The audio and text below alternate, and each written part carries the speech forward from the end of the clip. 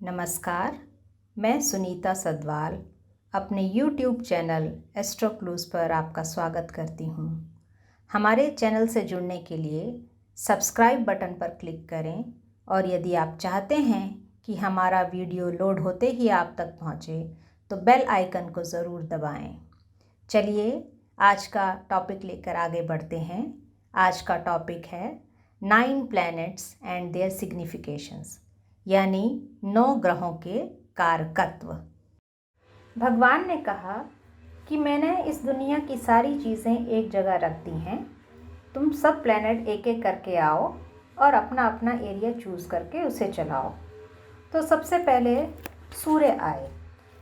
सूर्य ने जितना भी किंगली एरिया था उसे चूज़ कर लिया, जैसे कि किंगडम है, हेड ऑफ एनी इंस्टीट्यूट है, हेड ऑफ द फैमिली है, जैसे फादर हैं, अगर बॉडी में देखा जाए तो सोल हैं, या कहीं के हेड ऑफ द डिपार्टमेंट हैं। इस तरह से जितनी भी राजसिक क्षेत्र थे वो सूर्य ने चूज़ कर लिए।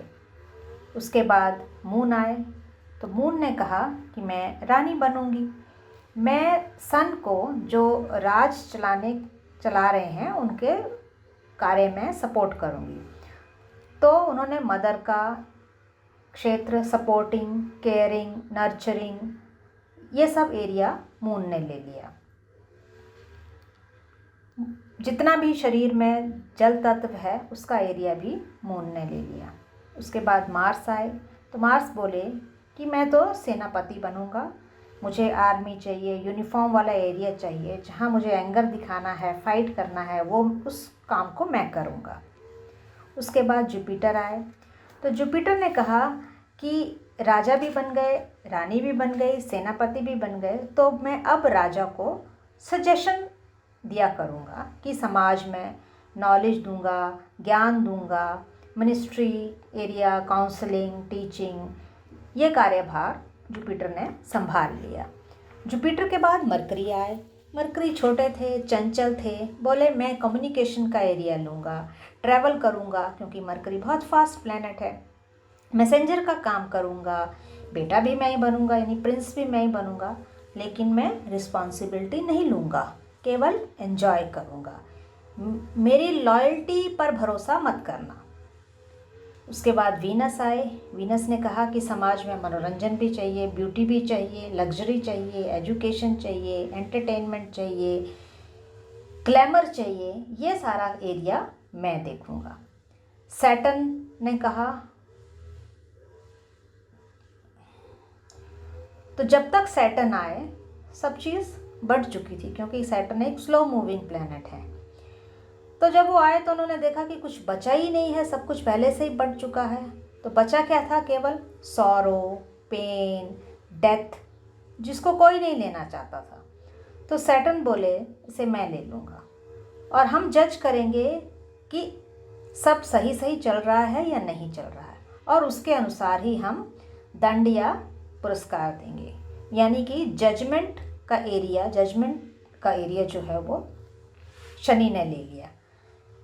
ये सब देखकर भगवान बहुत खुश हुए और बोले कि हम तुम्हें देवता का दर्जा देंगे, क्योंकि ये दुख पीड़ा जो है इसको किसी ने नहीं लिया, तुमने लिया, तो तुम्हें ये हम जो है भगवान का दर्जा देंगे।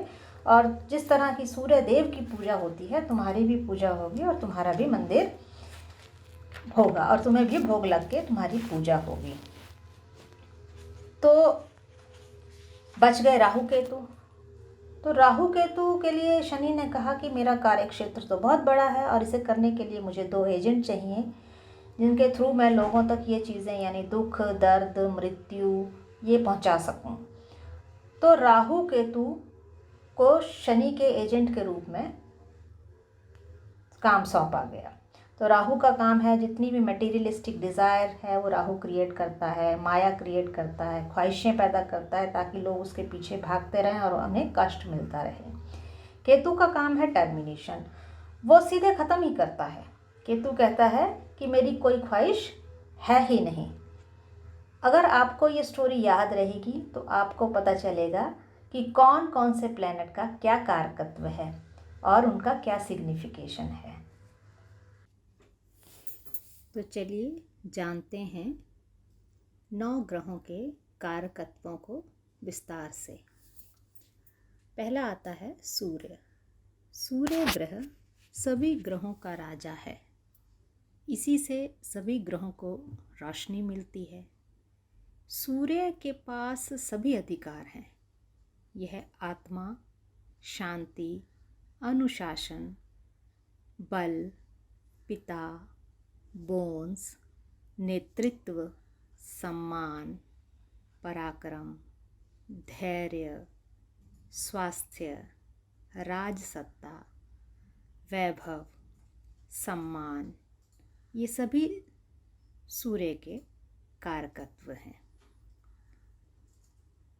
चंद्रमा को रानी कहा गया है और इसके कारकत्व हैं दूध, भोजन, माता, विचार की शक्ति, कल्पना, मन, मस्तिष्क, जल, जल से संबंधित वस्तुएं, मुखमंडल, मानसिक विशेषताएं, धन, चावल, माता, सफ़ेद वस्त्र, चांदी, ये सभी चंद्रमा के कारकत्व हैं। मंगल को सेनापति की उपाधि दी गई है और भूमिपुत्र भी मंगल को कहा गया है। इसके कारकत्व हैं ऊर्जा, ताकत, भूमि, ज़मीन जायदाद, अचल संपत्ति, वीरता, सेना और पुलिस में काम करने वाले, भू संपत्ति का कार्य करने वाले, बिजली और आग, रसोई की अग्नि, चोट, शस्त्र, सर्जरी, ये सब मंगल के कारकत्व हैं।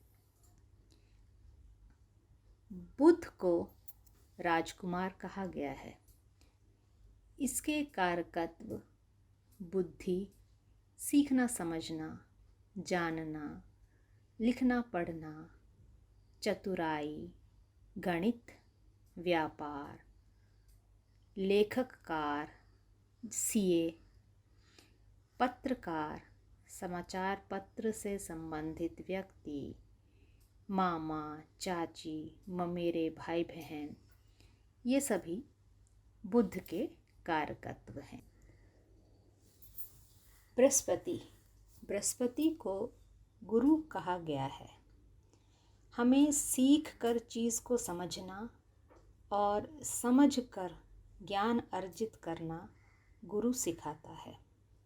इसके कारकत्व हैं विवेक, संयम, पहचान, आध्यात्मिकता, धन, संतान, वेद, पुराण, योग, पठन पाठन, विद्वान, राजा का सलाहकार, साहूकार, मनोवैज्ञानिक, बैंक में काम करने वाले, ये सब बृहस्पति के कारकत्व हैं।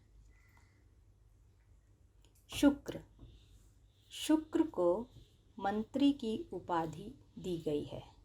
शुक्र को पत्नी, स्त्री भी कहा गया है। इसके कारकत्व हैं सौंदर्य, ऐश्वर्य, परम आनंद, विवाह संबंधित प्रसंग, शारीरिक भोग, इंद्रियों का भोग, वाहन, आभूषण, कीमती वस्तुएं, अभिनय, इत्र, होटल, फैशनेबल कपड़े, ये सब शुक्र के कारकत्व हैं। शनि को सेवक की उपाधि दी गई है। शनि न्यायाधीश भी हैं। कोई गलती होने पर असंतोष, आत्मग्लानि, मानसिक संताप, अकेलापन, दुख, कलेश, ये सब शनि के रूप हैं। शनि के दूसरे रूप में एकाग्रता, तप, आत्मसंयम भी आता है। शनि का एक रूप सांसारिक कलेश और दूसरा आध्यात्मिक चिंतन और वैराग्य है। शनि के कारकत्व में आयु, मृत्यु, कष्ट, दुख, वृद्धावस्था, बीमारी, अपमान, अनादर, नौकर चाकर, ये सब शनि के कारकत्व हैं। राहु का प्रभाव हमारे मन के ऊपर रहता है, जो दिखाई नहीं देता फिर भी वजूद में है, वह राहु है। हमारे विचारों के ऊपर पूरा अधिकार राहु का होता है। राहु के कारकत्व हैं अस्थिरता, आलस्य, दरिद्रता, रुकावट, बाधा, झूठ, सरकारी विदेशी लोग, इंजीनियर, इंटरनेट, मोबाइल, अंतरिक्ष इंजीनियर, पायलट, ये सब राहु के कारकत्व हैं। केतु, यह सबसे अधिक गुप्त प्रवृत्ति का ग्रह है। केतु से चोरी, चालाकी, छल कपट, झूठ फरेब, गुप्तचर, शराब, व्यसन, नशीली वस्तुएं, गुप्त विद्याओं की खोज, ये सब केतु के कारकत्व हैं। मिलते हैं अगले वीडियो में एक नए टॉपिक के साथ। तब तक के लिए धन्यवाद। आपको हमारा ये वीडियो कैसा लगा कमेंट बॉक्स में लिखना ना भूलें। जाते जाते आज का टिप, मस्तिष्क को उत्तेजित कर उसे सक्रिय बनाए रखने में तांबे का पानी बहुत सहायक होता है। इसके प्रयोग से स्मरण शक्ति मजबूत होती है और दिमाग तेज होता है। धन्यवाद।